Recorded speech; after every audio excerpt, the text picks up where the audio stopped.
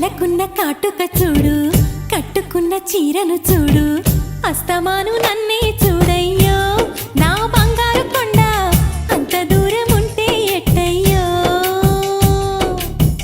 చెవులకున్న దుద్దులు చూసా, ముక్కుకున్న ముక్కెర చూసా, చూడమన్నవన్నీ చూశానే. నా పువ్వుల దండ చూపకుండా ఎన్నో దాచావే.